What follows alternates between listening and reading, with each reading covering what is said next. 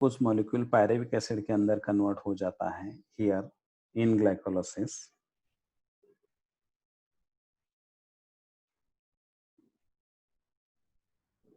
एक glucose molecule जब पायरेविक acid के अंदर कन्वर्ट हो जाता है तो दिस सेकंड स्टेप के अंदर क्या हो जाता है, in the second step this pyruvic acid undergo oxidative decarboxylation. Pyruvic acid के अंदर एक ऑक्सीडेटिव डीकार्बोक्सिलेशन नाम की प्रोसेस हो जाती है और थर्ड जो स्टेप हो जाती है that is called as Krebs cycle या that is also called as citric acid cycle. तीसरी वाली जो स्टेप रहती है उसको क्रेब्स साइकिल बोला जाता है या सिट्रिक एसिड साइकिल ऐसे बोला जाता है। अब ये एरोबिक रेस्पिरेशन का स्टेप है। अब थर्ड वाले स्टेप के अंदर क्या किया जाता है, this process is occur in mitochondrial matrix. ये तीसरे वाले स्टेप को माइटोकॉन्ड्रियल मैट्रिक्स के अंदर किया जाता है। हाँ, सेकंड स्टेप देखो ऑक्सीडेटिव डीकार्बोक्सिलेशन, और एक बार रिपीट होने वाला है या हम डिटेल में, मैं यहाँ पर तो सिर्फ स्टेप्स है, ये पूरे स्टेप्स हमको डिटेल में पढ़ना है। ऑक्सीडेटिव डीकार्बोक्सिलेशन, डीकार्बोक्सिलेशन का मीनिंग क्या है देखो, decarboxylation, D for removal and carboxylation for carbon dioxide. जहां कार्बन डाइऑक्साइड को रिमूव करने की जो प्रोसेस रहती है उसको क्या बोला जाता है, that is called as decarboxylation. तो ग्लाइकोलाइसिस के अंदर जो ग्लूकोज से पायरेविक एसिड बनते हैं सेकंड स्टेप के अंदर वो क्या हो जाते हैं, this pyruvic acid undergo decarboxylation यानी उसका कार्बन डाइऑक्साइड रिमूव किया जाता है, इसीलिए उसको क्या बोलते हैं, that is called as oxidative decarboxylation ऐसे बोला जाता है। तीसरी वाली जो प्रोसेस है क्रेब साइकिल बोलते हैं उसको, what is called as Kreb cycle because Hans Kreb नाम का साइंटिस्ट था जिसने ये पाथवे को या साइकिल को प्रपोज किया, इसीलिए उसको क्रेब साइकिल बोला जाता है। And that is also called as citric acid cycle, वही साइकिल को सिट्रिक एसिड साइकिल ऐसे बोला जाता है। तो सिट्रिक एसिड साइकिल के अंदर सिट्रिक एसिड पहला प्रोडक्ट रहता है, इसीलिए उसको क्या बोलते हैं, this is called as citric acid cycle बोलते हैं। अब ये प्रोसेस कहाँ पर हो जाती है, तो this is takes place in mitochondrial matrix. Mitochondria का जो मैट्रिक्स रहता है, मैट्रिक्स के अंदर ये प्रोसेस की जाती है and it is also known as TCA cycle, that is called as tricarboxylic acid cycle ऐसे बोला जाता है। जहां पर सिट्रिक एसिड के अंदर कितने कार्बोक्सिलिक ग्रुप रहते हैं, तो that has 3 COOH group, 3 carboxylic groups रहते हैं, इसलिए उसको ट्राई कार्बोक्सिलिक ग्रुप ऐसे बोला जाता है। और ये इट कंप्लीटेड इनटू 8 स्टेप्स। ये 8 स्टेप्स कौन से हैं हमको पढ़ना है, आगे पढ़ना है, मगर it is called as amphibolic pathway. TCA cycle को एम्फीबोलिक पाथवे बोलते हैं कि क्यों कैटाबॉलिक भी है और एनाबॉलिक भी है। कैटाबॉलिक बोले तो उसके अंदर ऑक्सीडेशन भी हो जाता है और रिडक्शन भी हो जाता है, इसलिए it is called as catabolic as well as anabolic pathway. और नेक्स्ट वाली जो प्रोसेस है that is called as electron transport chain या इलेक्ट्रॉन ट्रांसपोर्ट सिस्टम ऐसे भी बोला जाता है। ये प्रोसेस हो जाती है that is takes place on inner mitochondrial membrane. ने उसका मीनिंग है कि एरोबिक जो रेस्पिरेशन रहता है that is takes place inside the mitochondria. और माइटोकॉन्ड्रिया की जो मेम्ब्रेन रहती है वो मेम्ब्रेन के ऊपर इनर 2 मेम्ब्रेन रहते हैं माइटोकॉन्ड्रिया को, एक आउटर मेम्ब्रेन रहता है और एक इनर मेम्ब्रेन रहता है। तो माइटोकॉन्ड्रिया का जो इनर मेम्ब्रेन रहता है, इनर मेम्ब्रेन के ऊपर इलेक्ट्रॉन ट्रांसपोर्ट नाम की चेन या सिस्टम हो जाती है। और नेक्स्ट वाली जो प्रोसेस रहती है that is called as oxidative phosphorylation. अभी ये ऑक्सीडेटिव फास्फोराइलेशन होती है माइटोकॉन्ड्रिया के अंदर ऑक्सीजोम्स नाम के बॉडीज रहते हैं, उनको F0 F1 पार्टिकल्स ऐसे बोल माइटोकॉन्ड्रिया के अंदर हो जाता है। जहां पर जैसे हमने फोटोसिंथेसिस के अंदर कीमोऑस्मोटिक मैकेनिज्म ऑफ एटीपी सिंथेसिस हमने पढ़ा था, वैसा ही कीमोऑस्मोटिक हाइपोथेसिस यहाँ पर ऑक्सीडेटिव फास्फोराइलेशन के अंदर, मगर रेस्पिरेशन के अंदर हमको पढ़ना है।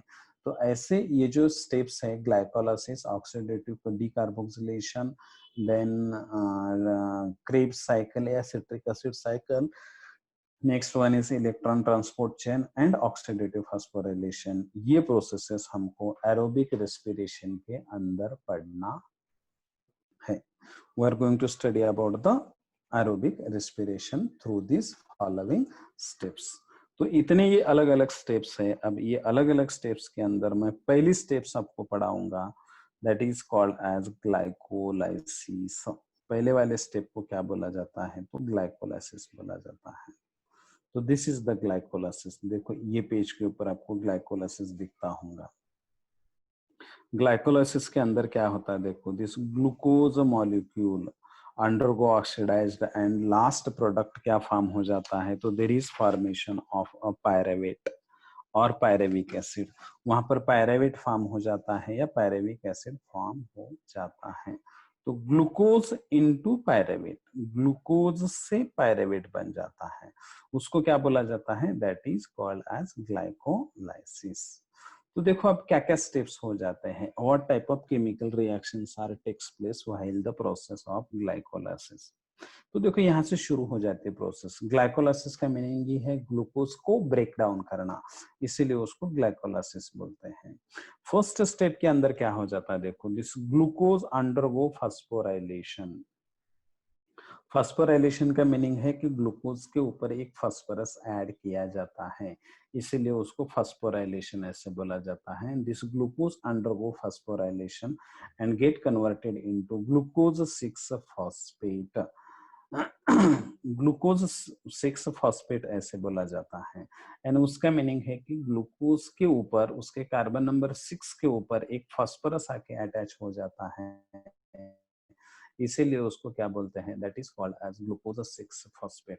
अब उसमें क्या किया जाता है, एक जो एटीपी रहता है वो एडीपी को दिया जाता है।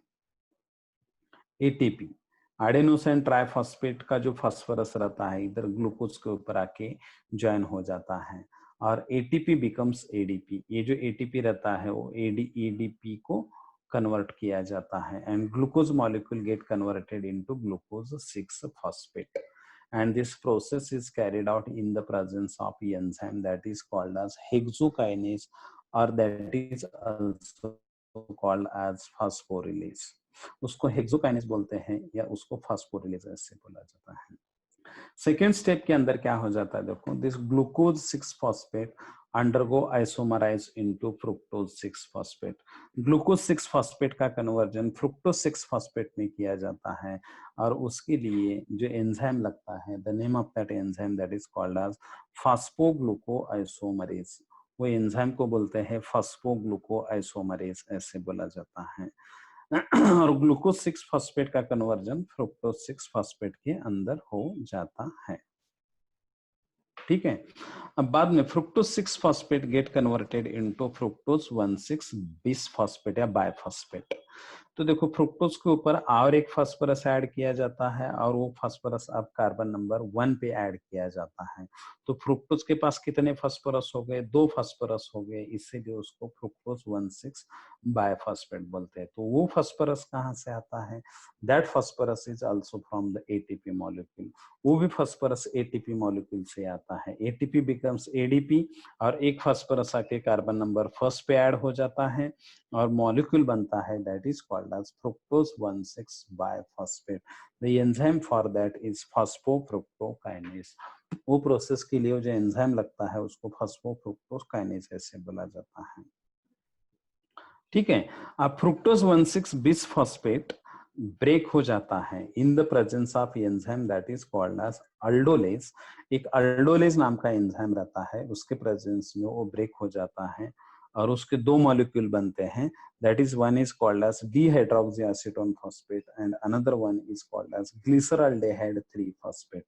मगर होता क्या है, देखो ये फ्रुक्टोज, ग्लूकोज कितना कार्बन का एटम कंपाउंड है, 6 कार्बन का। फ्रुक्टोज कितने कार्बन का कंपाउंड रहेगा, 6 कार्बन का। अब ये फ्रुक्टोज को जब आप स्प्लिट कर रहे हैं इधर और इधर ऐसे, तो ये 3 कार्बन का डिहाइड्रोक्सी एसीटोन फॉस्फेट और 3 कार्बन का ग्लिसरॉल्डिहाइड 3 फॉस्फेट, ऐसे 2 कंपाउंड बनेंगे। और नेक्स्ट वाले प्रोसेस के अंदर क्या हो जाता है, जिस dihydroxy acetone phosphate it undergo isomerase, उसका आइसोमराइजेशन हो जाता है और डिहाइड्रोक्सी एसीटोन फॉस्फेट का आइसोमराइजेशन होके ग्लिसरॉल्डिहाइड 3 फॉस्फेट नाम का कंपाउंड बन जाता है। अब यहाँ पर glyceraldehyde 3 phosphate get converted into one three bisphosphoglycerate. Glyceraldehyde three phosphate का कन्वर्जन 1,3-बिसफॉस्फोग्लिसरेट के अंदर हो जाता है। उसके लिए जो एंजाइम लगता है that is called as triose dehydrogenase नाम का एंजाइम रहता है। और ये प्रोसेस के अंदर ग्लिसरॉल्डेहाइड 3-फॉस्फेट का डीहाइड्रोजिनेशन होता है और वो हाइड्रोजन आके NAD को मिलते हैं and that NAD becomes NADH2।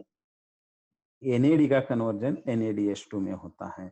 तो आपको यहाँ पर एक NADH2 बन गया है, मगर असल में इसके ये दो मॉलिक्यूल्स है, तो यहाँ पर दो NADH2 बनना है। तो आपको you have to keep in mind the number of NADH2 while the process of glycolysis। तो असल में यहाँ पर एक ग्लूकोज को ब्रेक करने के लिए दो NADH2 यहाँ पर क्या किए जाते हैं, प्रोड्यूस किए जाते हैं। अब देखो ये 1,3-डाइफॉस्फोग्लिसरेट ये जो रहता है, दिस 1,3-डाइफॉस्फोग्लिसरेट जो रहता है, it undergo dephosphorylation.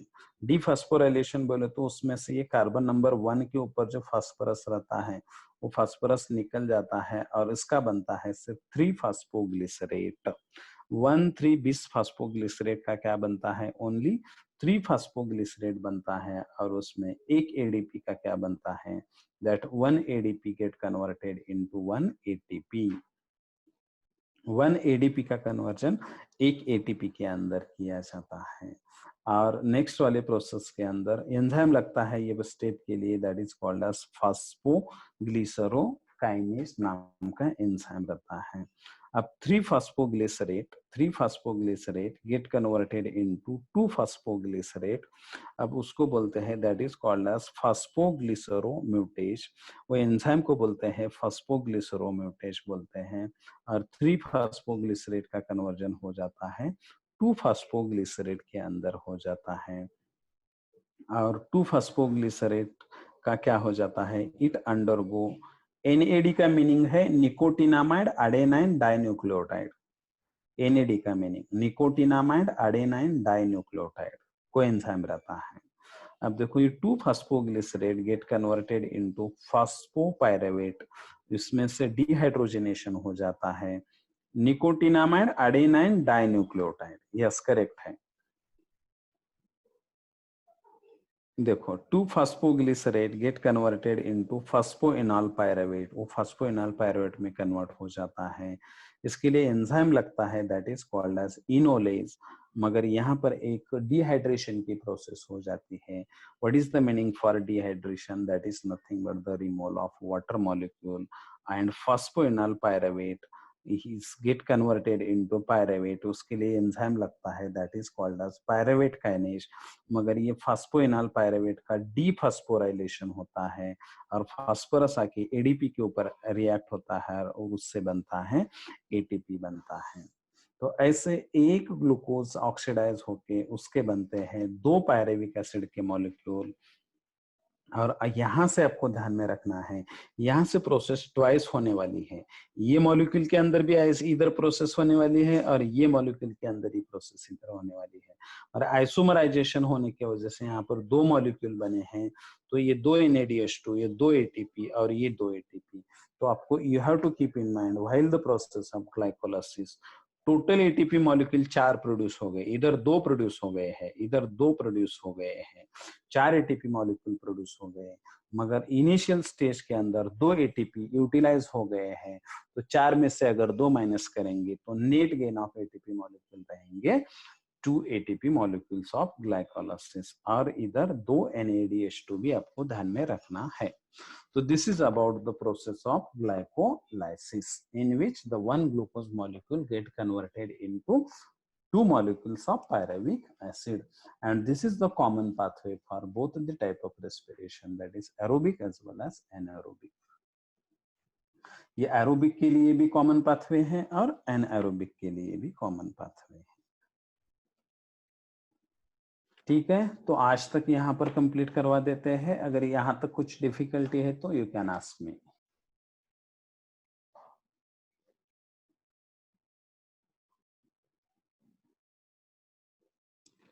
Anybody having difficulties?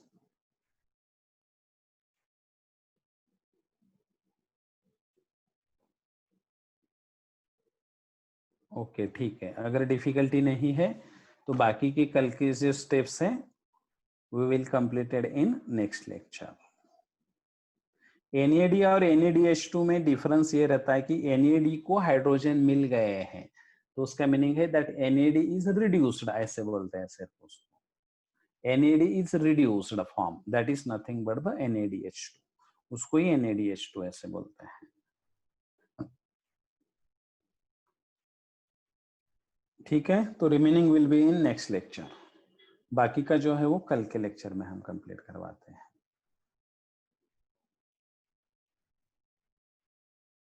हाँ, long form of both the same, मगर NAD के साथ जब हाइड्रोजन आते हैं तो सिर्फ उसको रिड्यूस्ड बोला जाता है, गेन ऑफ हाइड्रोजन होता है ना उसको, इसीलिए उसको रिड्यूस्ड बोलते हैं। ओके ठीक है, बाकी का नेक्स्ट लेक्चर में कंप्लीट करवाते हैं।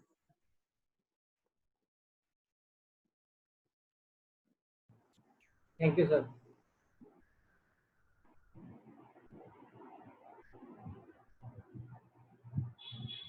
Try to join at morning 6 a.m. But most of you not sent me classwork regularly. Most of you not send me classwork regularly.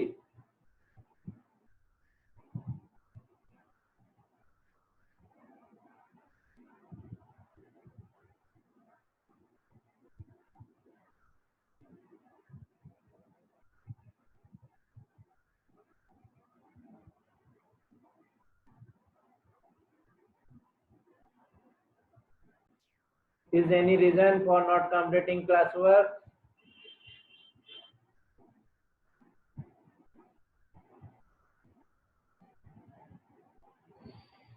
Yes, Ayush.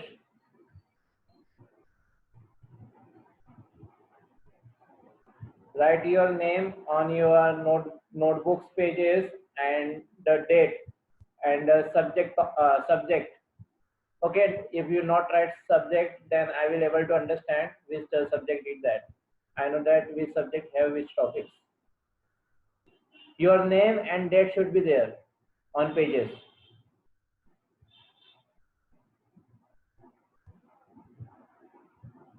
I have to forward all the things to your teachers, and that teachers appreciate you if you submitted that to him. If you want appreciation from them, then you have to send me.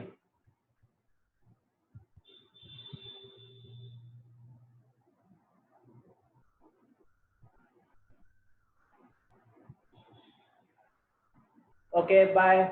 See you in the morning. I'm going to end this.